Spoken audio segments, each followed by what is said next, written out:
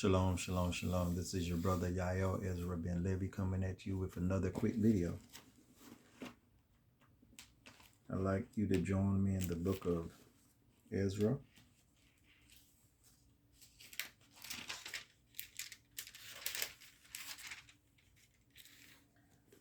Ezra chapter 7 will only deal with one verse. Ezra chapter 7 verse 10. This one verse is the reason I took this name upon myself, because this verse here spoke to me.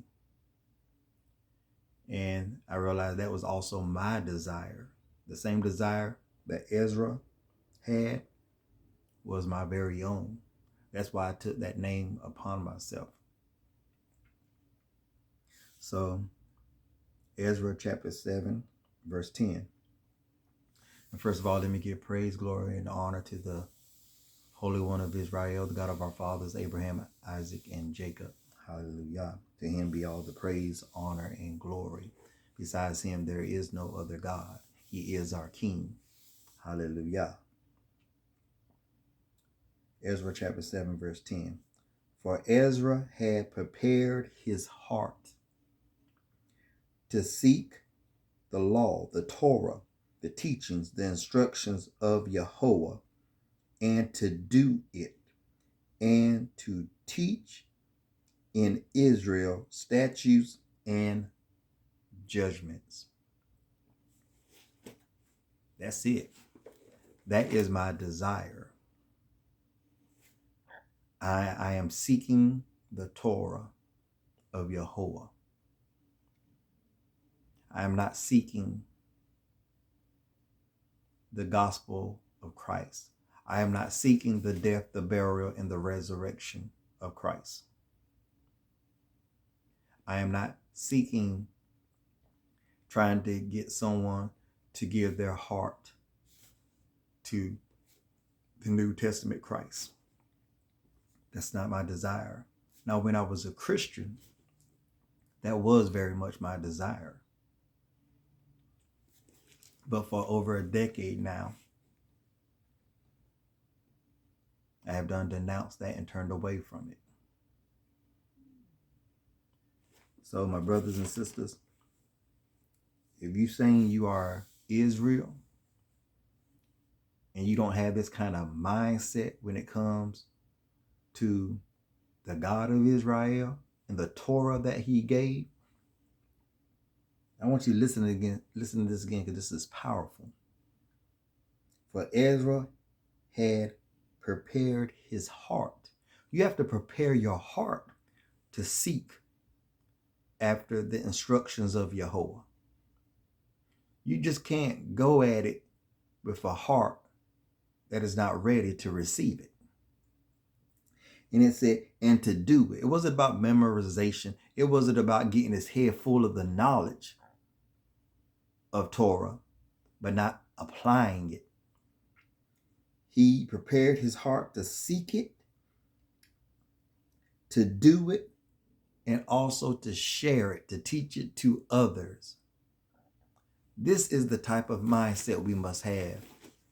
And I'm talking to my brothers and sisters that say they are Israel, the chosen of the Most High. The Torah will convert our souls. We know this from Psalms 19, verse 7. But we have to prepare our hearts to seek the instructions of Yahweh.